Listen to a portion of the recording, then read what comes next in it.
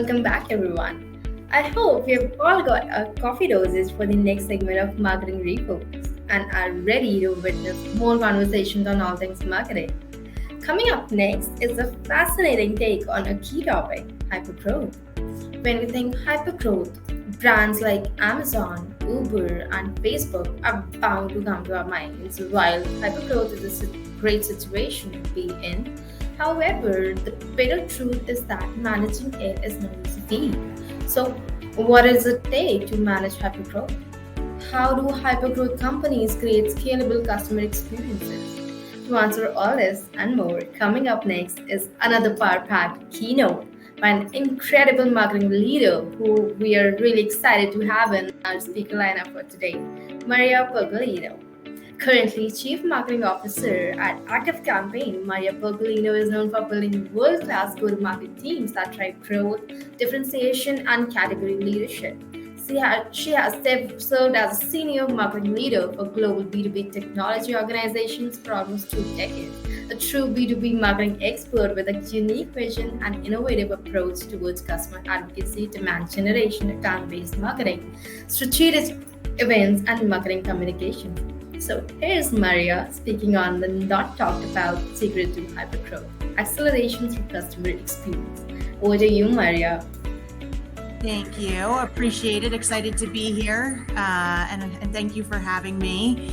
I am so proud to be on this session with this organization. Grazidi has been a company that I have worked with at a number of different organizations and that I consider a pioneer and a key part of the success I've had with Hypergrowth. So excited to be here. This presentation is just sharing some of the things that have worked for us. And, you know, as we sit here as fellow marketers or business leaders on the call, you know, we're often looking at best practices created by brands that have a bias, that are trying to convince you to use their technology or take their approach. But things have worked at the company that I represent, ActiveCampaign, that aren't always in those best practices. And there doesn't have to be one approach. There's lots of different ways to create success. And I just wanted to share some of the things that have worked for us that maybe aren't the typical best practices to, one, inspire you to create the ones that are right for your organization and not feel like you have to do exactly the same thing as everyone else. As I go through, I appreciate the introduction that was done. I think what's important here is that my whole career, I have worked with companies generally at about, you know, that have gone from startup to, I generally will stay with an organization until IPO. And so it is that time of growth. It's an important time as it relates to scale. So I feel like I can share some of the things, not just at ActiveCampaign, but across a lot of organizations. But why, you might be thinking to yourself, why do I think ActiveCampaign should be talking about hypergrowth? We specialize in email marketing, marketing automation, CRM. So we talk to marketers and sales professionals every day. And our mission is to help companies grow. But we are also growing very quickly. You see here 150,000 customers in 170 different countries. We have just seen such fast growth ourselves. We just crossed 200 million in ARR. And so we have learned a lot of lessons ourselves.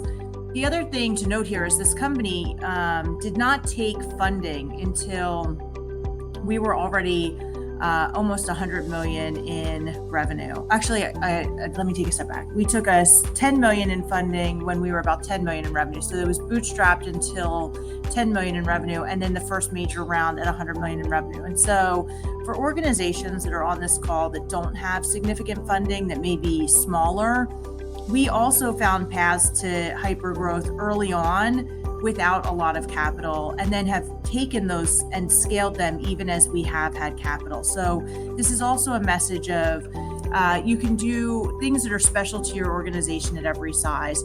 You don't have to do what the typical Silicon Valley, like just cookie cutter is maybe the phrase I'd use, approach to growth. It does not have to be that hustle culture, but instead, here's some of the things we've learned.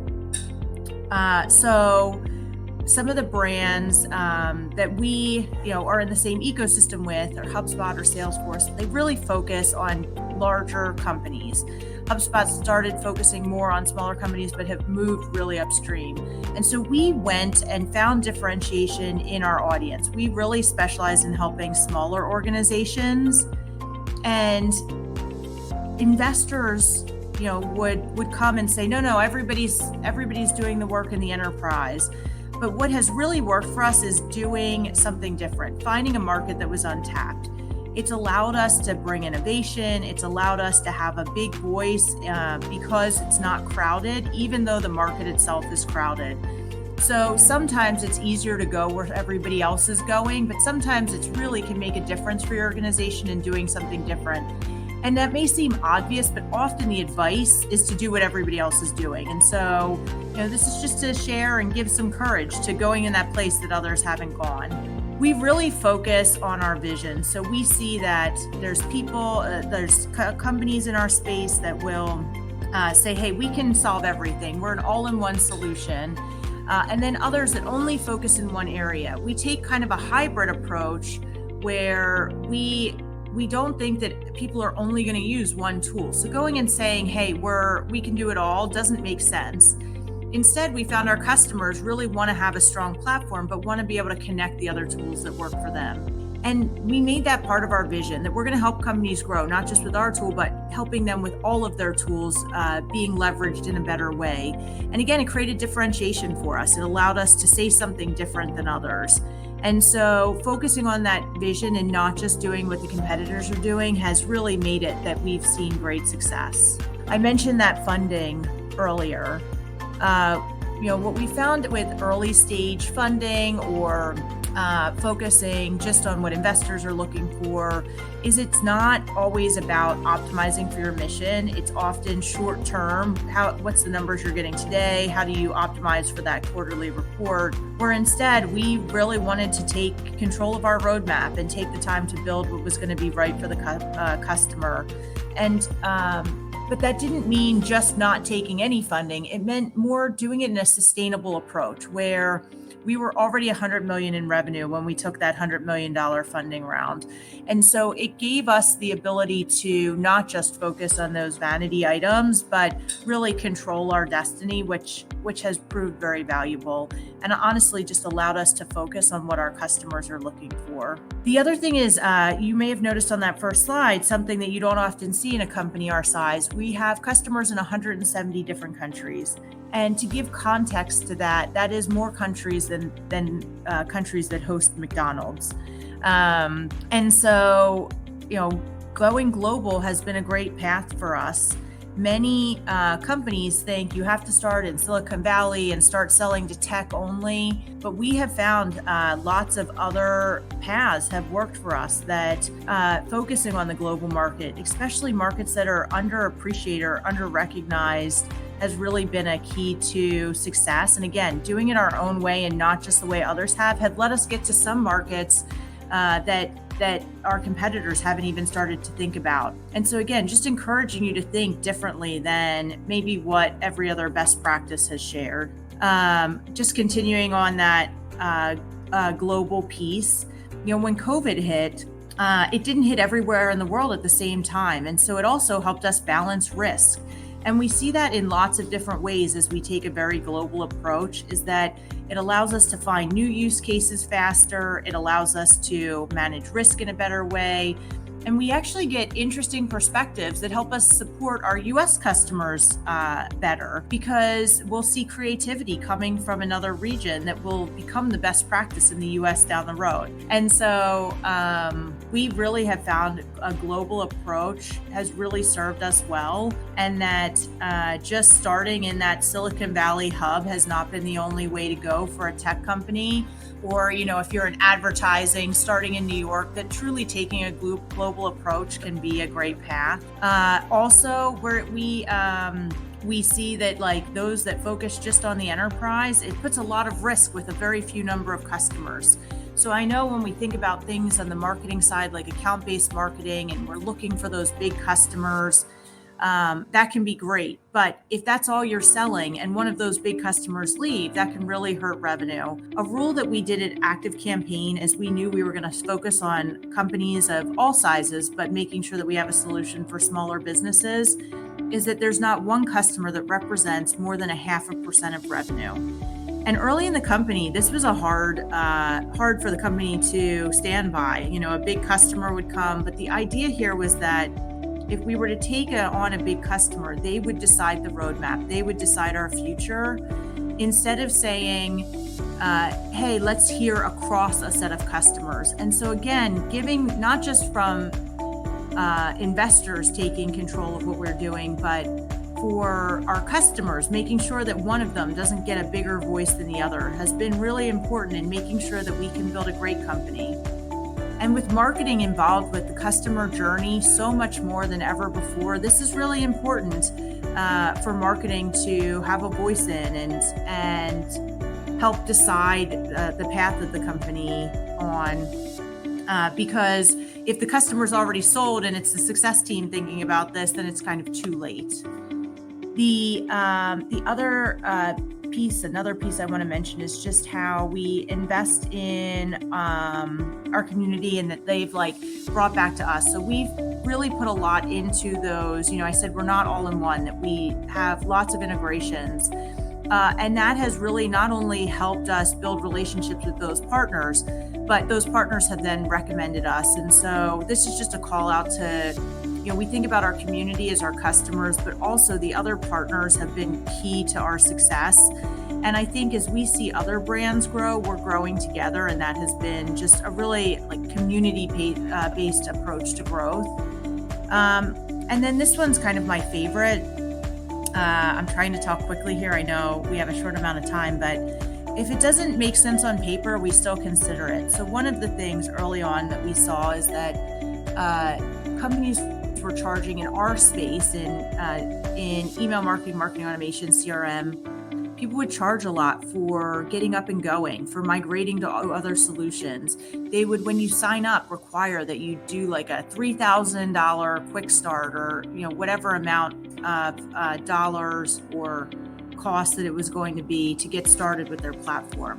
And it was a real barrier to people. And so we thought, what if we just didn't charge? What if we just gave those services for free? And everybody told us it was impossible, that we'd lose too much.